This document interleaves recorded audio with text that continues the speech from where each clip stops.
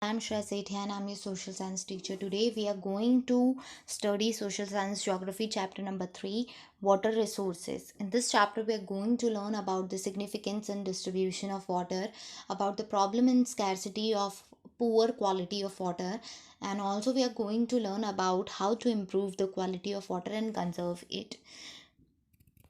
Let's start. Water is present on the earth in all its forms. The oceans, seas, lakes, rivers, ponds constitute surface water. अब water अर्थ पे बहुत सारे forms में present है, जैसे कि ओशंस में, सीज में, लैक्स में, रिवर्स में, पोन्ड्स में, जो कि हम जिसे हम सरफेस वाटर कहते हैं. Water that is found in the pores of rocks under the surface of the earth is called ground water. अब वो वाटर जो अर्थ की पोर्स में है, जो रॉक्स की पोर्स में प्रेजेंट है, which is below the surface of earth, surface के अंदर है, राइट, उसे हम बोलते हैं ground water. Water is also present in the form of ice sheets in the polar and high mountain regions में आइस शीट्स के फॉर्म में भी वाटर प्रेजेंट है.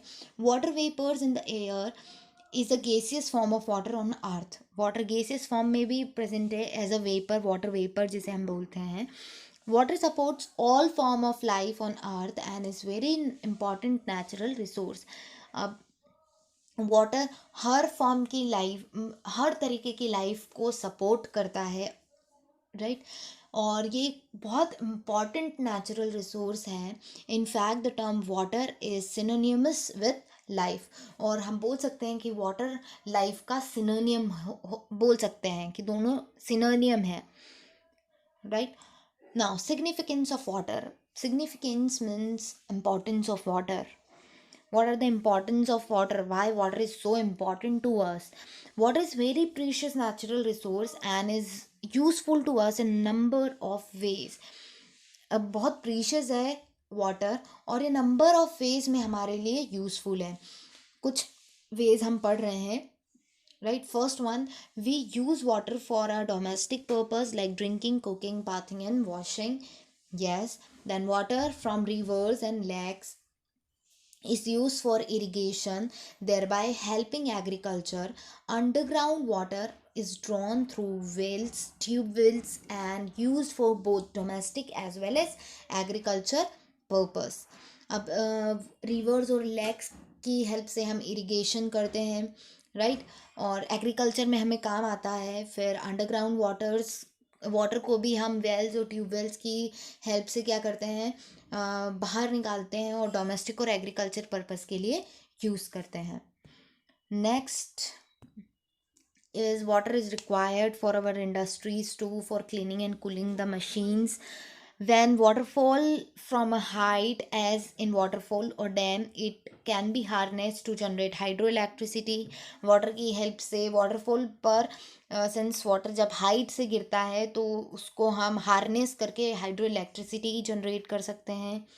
Large water bodies like seas, ocean help in moderating the climate of coastal regions. The ocean waters are home to great variety of marine life, which is a source of occupation of many people. Rivers, seas, and oceans serve as a means of transport. Both inland and international waterways are the main arteries of trade and commerce. अब इस reverse और seize के या oceans की help से हम क्या कर सकते हैं, ट्रांसपोर्टेशन कर सकते हैं. इनलैंड का मतलब होता है विद इन अ कंट्री और विद इन अ बाउंड्रीज. जब सी या रिवर्स की हेल्प से ट्रांसपोर्टेशन किया जाता है उसे इनलैंड ट्रांसपोर्ट कहते हैं, ठीक है. और अगर कंट्री के बाहर जाता है तो उसे हम क्या बोलते हैं, international transportation. Then next, plant absorb water from the soil. Water also form an important constituent of the body weight of animals.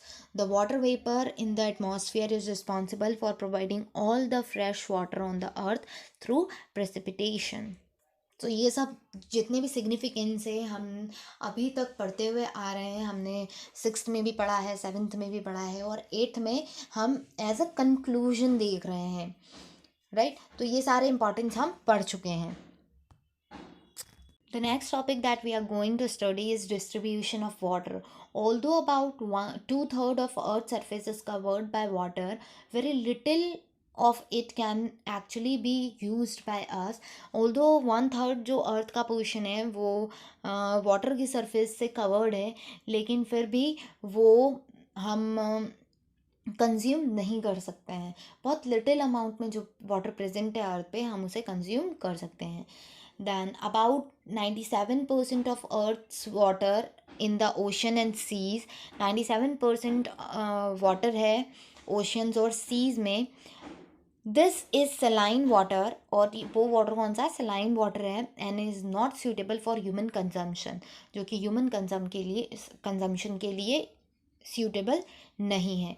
Another 2% of water is in the form of ice caps and glacier which cannot be used by us. और rest 2% जो है वो क्या है? Rest 2% ice sheets और glaciers के form में जमा हुआ है, जिसे हम यूज़ नहीं कर सकते. और 10 only 1% of earth's water is easily available and fit for human use. और सिर्फ 1% का वाटर जो प्रेजेंट है जिसे हम यूज़ कर सकते हैं और ह्यूमन यूज़ के लिए फिट है. So first we are going to study is fresh water. Fresh water is one of the most valuable natural resource on earth. Water is a renewable resource, and its total volume is more or less constant over the earth, yet need to be conserved and managed properly. अब fresh water एक most valuable natural resource है, और इसे conserve और manage करना बहुत ज़रूरी है, और ये एक रिन्यूएबल रिसोर्स है. ना इसका जो डिस्ट्रीब्यूशन है उसके बारे में हम देख रहे हैं. Fresh water is unevenly distributed in the world. This is mainly due to differences in climatic condition. In region where precipitation is more than evaporation there is excess water. अब वो जहाँ पे इवेपोरेशन कम होता है और प्रेसिपिटेशन ज़्यादा होता है, वहाँ पे वाटर की अवेलेबिलिटी ज़्यादा होती है, राइट. तो हम बोल सकते हैं कि वाटर जो प्रेजेंट है अर्थ की सरफेस पे वो वहाँ के क्लाइमेटिक कंडीशन पे डिपेंड करता है. अगर इवेपोरेशन ज़्यादा हो रहा है और इवेपोरेशन कम हो रहा है और प्रेसिपिटेशन ज़्यादा हो रही है, रेनफॉल ज़्यादा हो रही है, तो वहाँ पे पानी की जो एक्सेस अमाउंट में वो प्रेजेंट रहेगा. In region where precipitation is excess are located between the equator and 20 degree north of south latitude. और ये उसकी पोजीशन दी हुई है कि इक्वेटर और 20 degree north and south latitude पर ये लाई करता है, जहाँ पे प्रेसिपिटेशन सबसे ज़्यादा होता है. In region between 20 degree and 40 degree north south latitude evaporation is more than precipitation, this has resulted in the formation of desert in this region. अब जहाँ पे प्रेसिपिटेशन कम होता है और इवेपोरेशन ज़्यादा होता है, वहाँ पे क्या होता है? डेजर्ट रीजन फॉर्म होता है या डेजर्ट रीजन होता है, और वहाँ पे वाटर की स्कैरसिटी होती है. Now, sources. The main sources of fresh water is rain. It accumulate as a surface water in rivers and lakes. अब surface water के रूप में rivers और lake में क्या होता है? Accumulate हो जाता है, collect हो जाता है. Surface water is then extracted through Surface water is then extracted through pipes or canals drawn from river and lakes. अब surface water को हम extract कर लेते हैं, अलग कर लेते हैं pipes और canals की help से, right. Rainwater also seeps into earth's surface and part of it stored as groundwater.